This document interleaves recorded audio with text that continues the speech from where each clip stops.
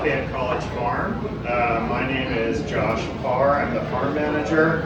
I'm Olivia Simione. I'm a senior and a past farm apprentice, a long time, 4-year farm employee. So we're here to talk a little bit about the benefits of eating fresh produce versus produce that's been around for a little bit longer. But first we want to tell you just a little bit about the Lafayette College Farm, which is La Farm. So we are a production and education farm. We are staffed by one full-time manager, that's me, and anywhere from 10 to 15 student employees during the semester and the summer. We usually have over 1,000 volunteers and visitors that will come and help out at the farm from the community and from the college. And we also work with a lot of classes at the farm to teach about sustainable small-scale agriculture.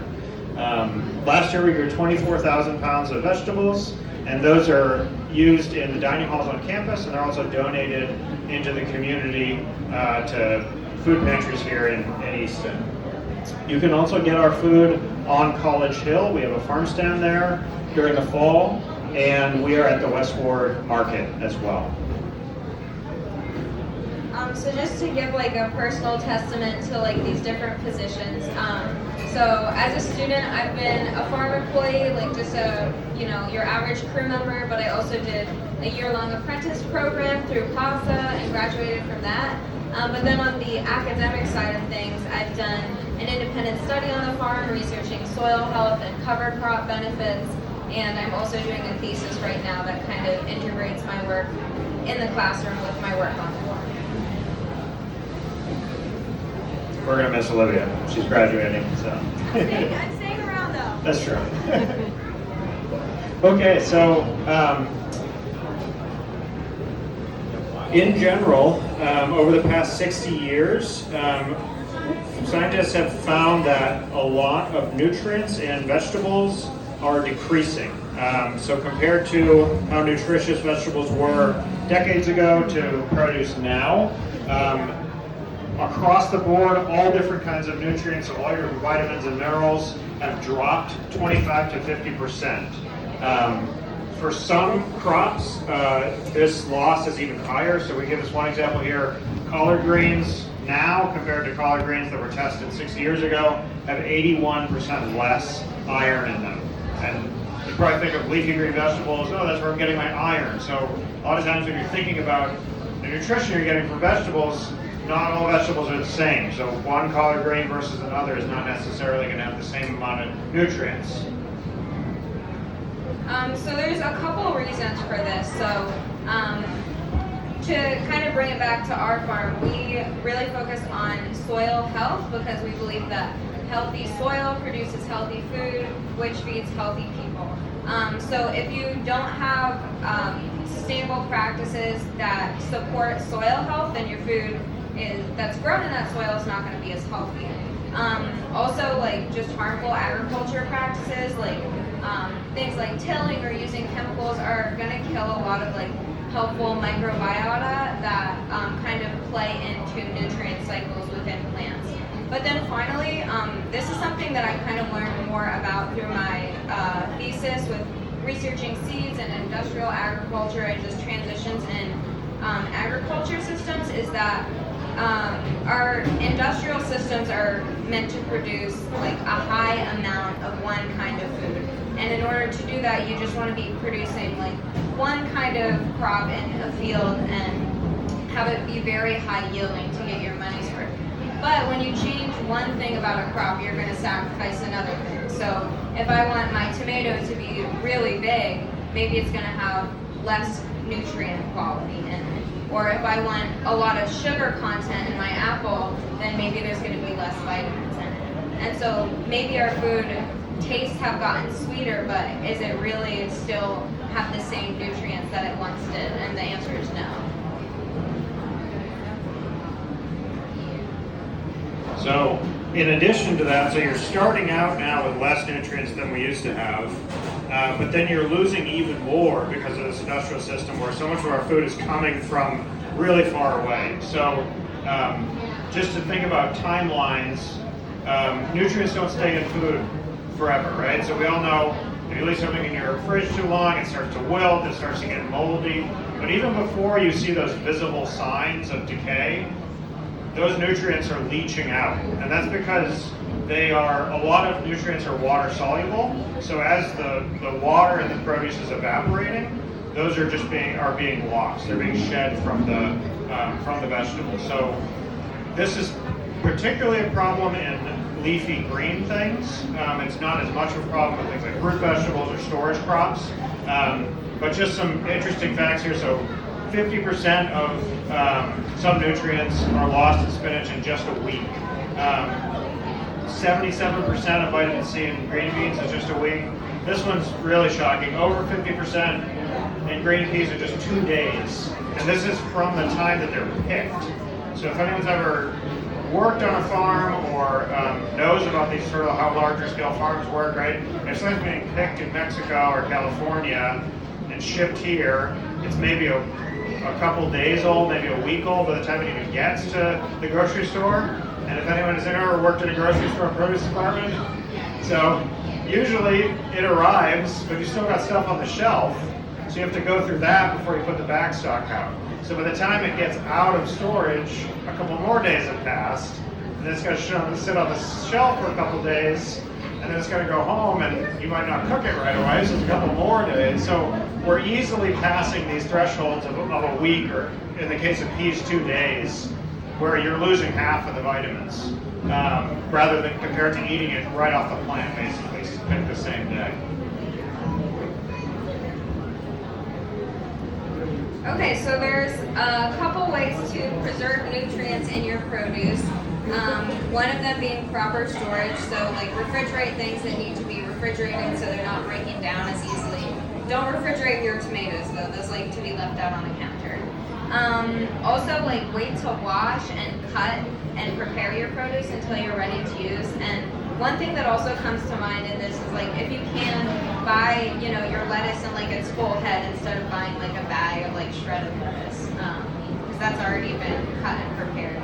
And then cook lightly. Like don't cook your produce to death. Like I don't know if you cook broccoli, for example, you can kind of see the water after you steam it. It gets kind of like that green color. So some of the nutrients are getting cooked out of it there. So you can either cook it more lightly or use the water it was cooked in. So you can make like a vegetable stock or something like that.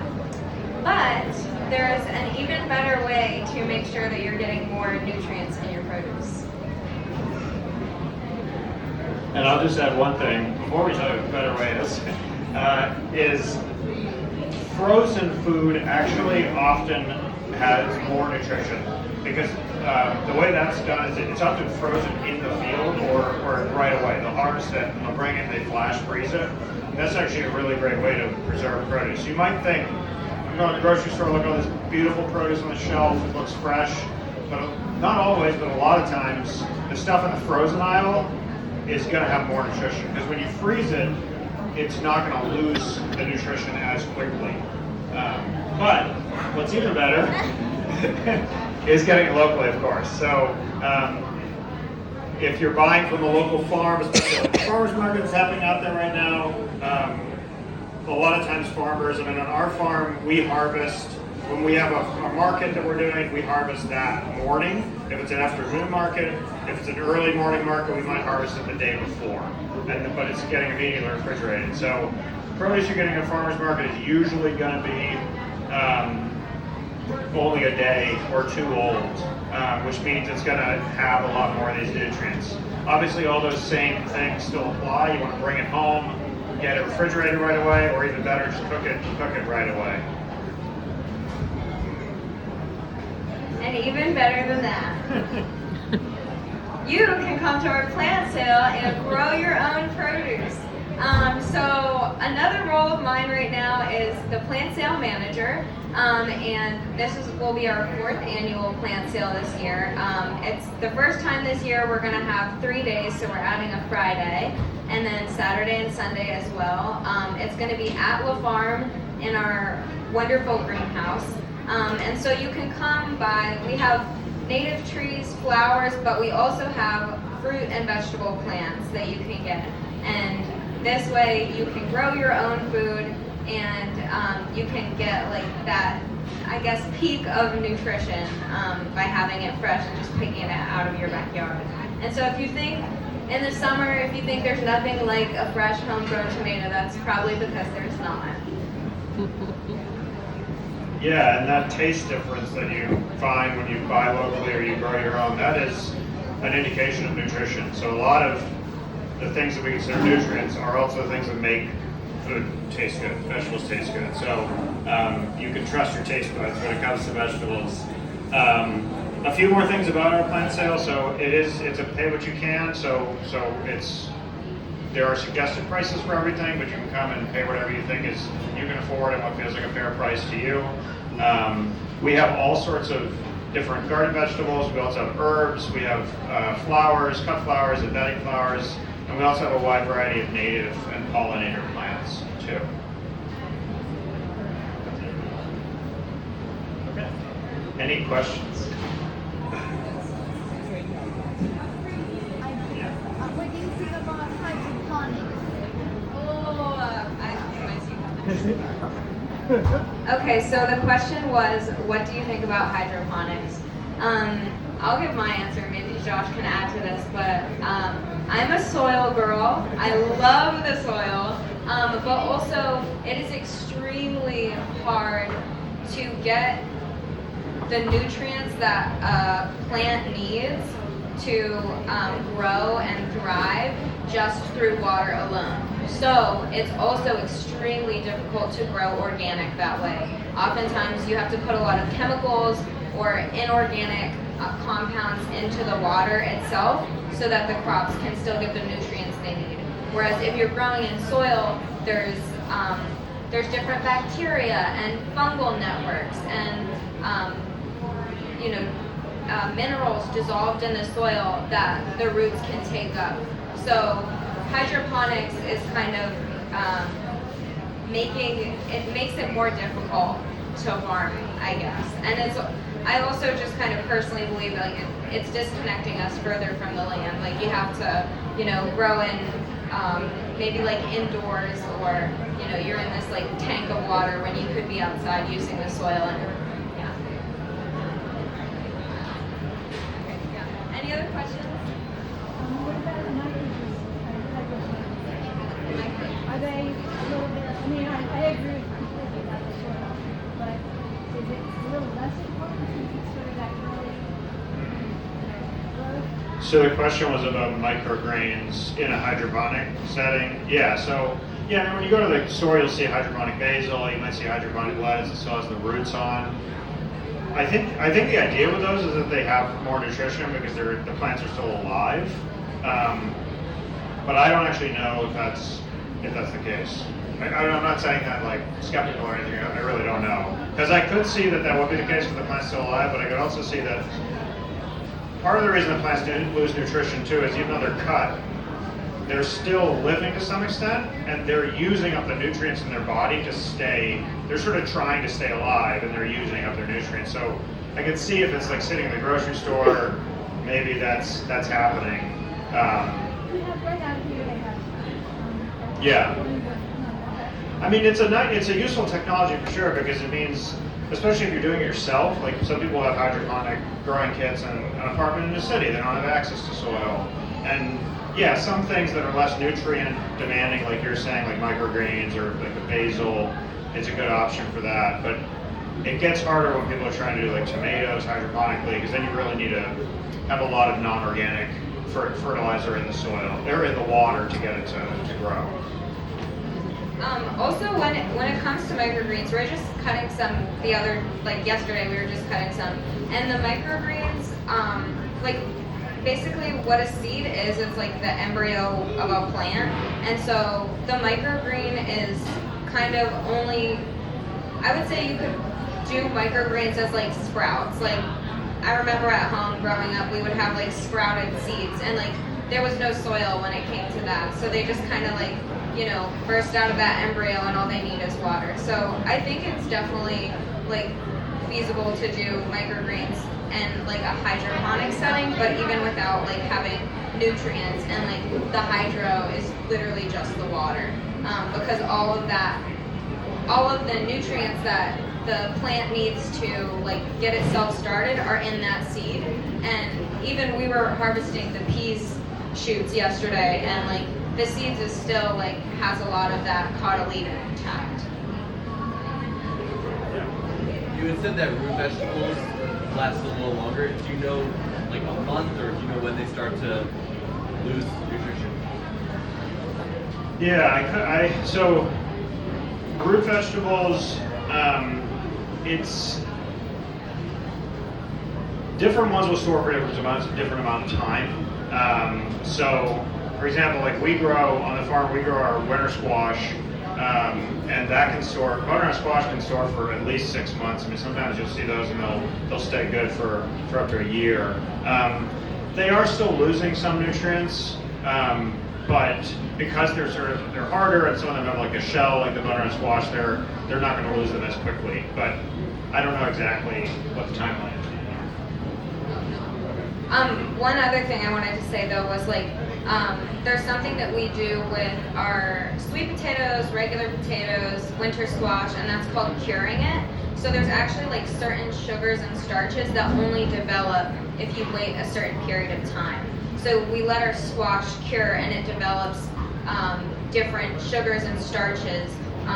Oftentimes, like with our sweet potatoes, we put them at a high heat, and then they go into like a more stable temperature after that. But it kind of like the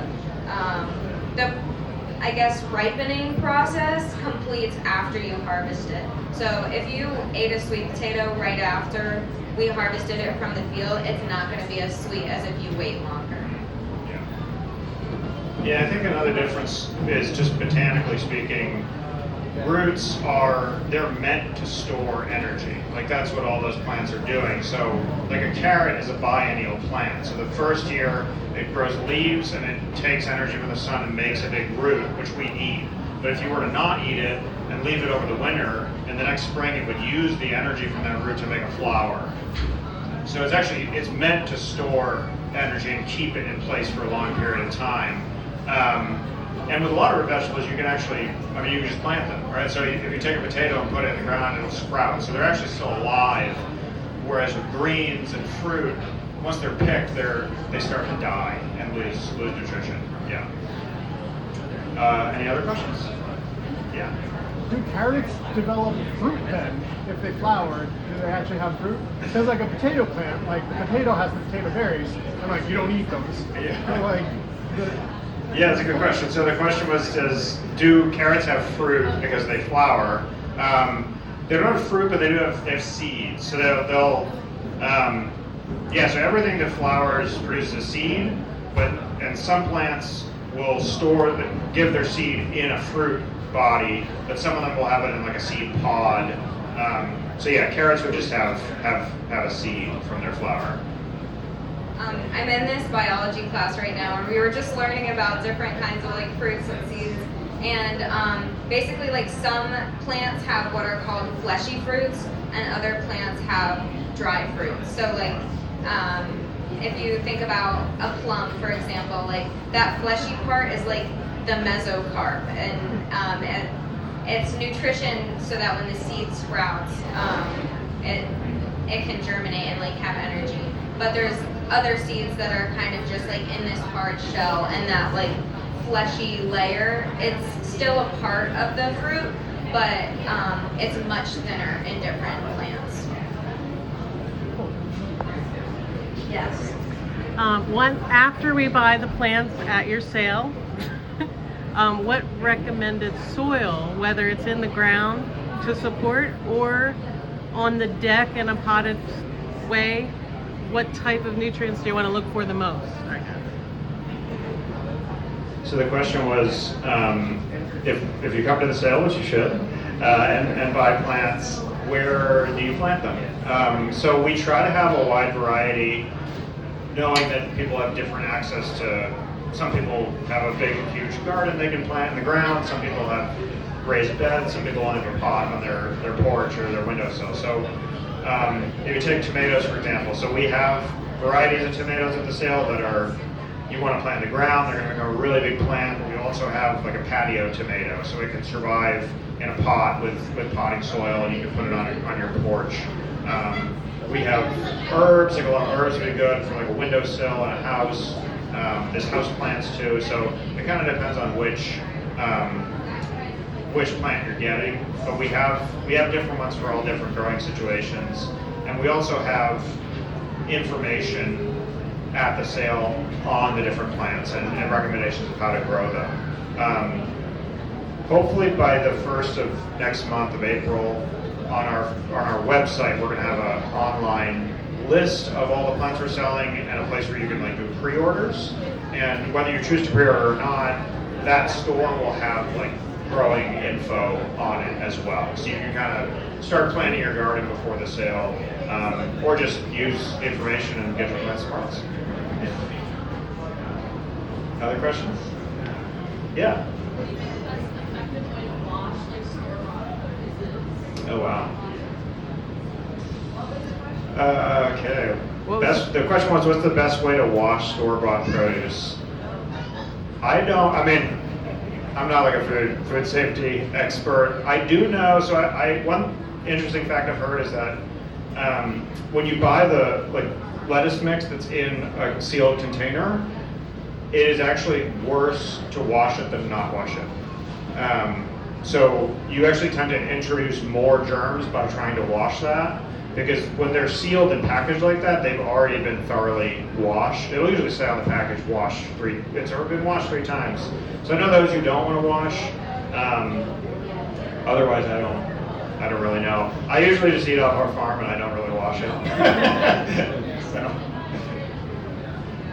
any other questions? I guess I will just say, as we said in the presentation, washing it does start to take nutrients out, right? So the nutrients are water soluble. So if you buy something and wash it and then put it in your fridge, you're making it wet. So you're sort of sucking some of the nutrients out, but that moisture is also going to promote mold growth. So it'll last longer if you don't wash it after buying. And actually on the farm, we do that with a lot of our root vegetables. We'll store them dirty and then wash them when we're ready to take them to market, because the introduction of water is just going to spread bacteria and fungus that will make them rot faster. So, yeah.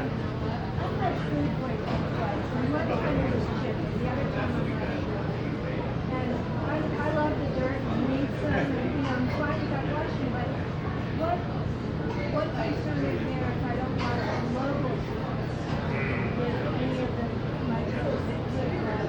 Yeah. So the question was getting, whether or not to wash, and maybe is it okay to not wash local stuff, or should you still wash that?